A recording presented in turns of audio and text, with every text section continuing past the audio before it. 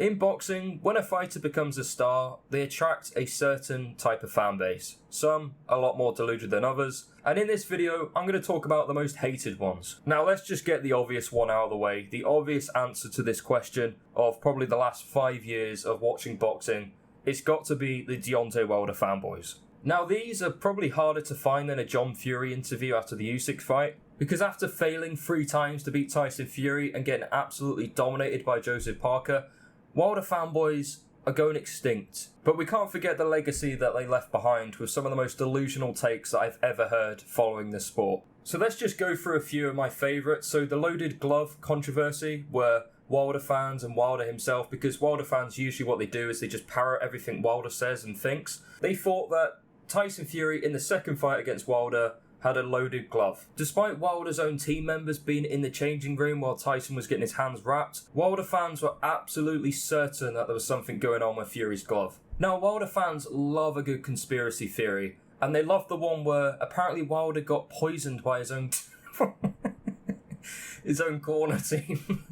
Yes, Mark Breland was the man in question who apparently poisoned Deontay Wilder, even though he actually saved him in that fight when he was getting absolutely destroyed by Tyson Fury. Now, I've left the best one to last because this was the pinnacle of all delusion. Who remembers the iconic and infamous costume that Deontay Wilder wore for his ring walk against Tyson Fury? This wasn't just any type of costume, no, this was a 40+ pound costume.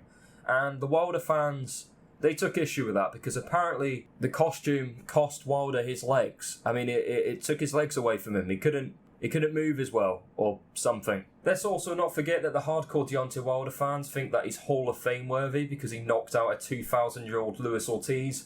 Yeah, Wilder fanboys are something else, but let's move on now to Tyson Fury fanboys. Now, the way to spot a Tyson Fury fanboy is very easy. Just criticise him, and you'll get comments flooding you with, "Oh, you're an Anthony Joshua fan, aren't you? You're an Anthony Joshua fanboy." Because you obviously have to be an Anthony Joshua fanboy to criticise Tyson Fury. You just have to, it's obvious, come on. I honestly think the worst trait of Fury fanboys is kind of like Wilder, they will parrot what Tyson Fury says.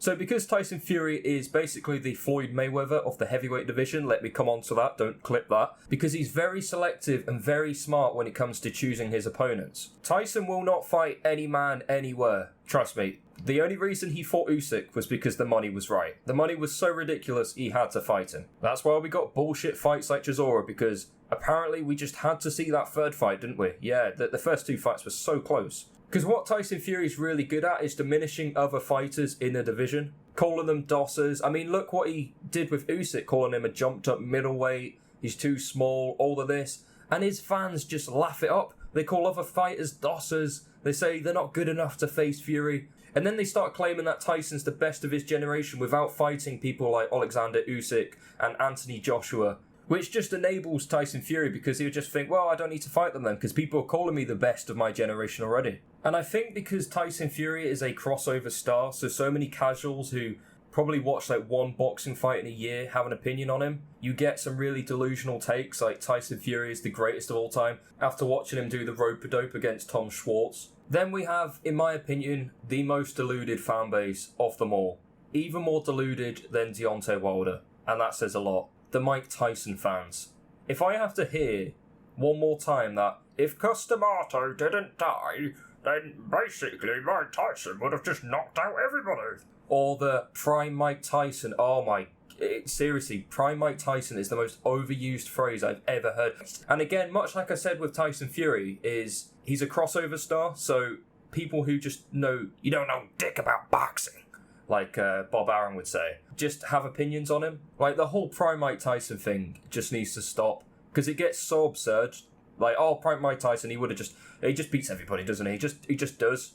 No reason as to why. His only real notable wins were against Larry Holmes and Michael Spinks. Larry Holmes was basically done at that point. I think he came off like a 2-year retirement before that fight. And when he stepped up to the real elite guys of his era, Evander Holyfield and Lennox Lewis, he got stopped. And as much as I love Mike Tyson, he is basically the icon of the sport. Him and Muhammad Ali are like the poster boys of this sport. He's so massively overrated, and it's because he's a crossover star. You look at his highlights on YouTube, they get millions and millions and millions of views, and the comments are just flooded with people, the prime Mike Tyson era.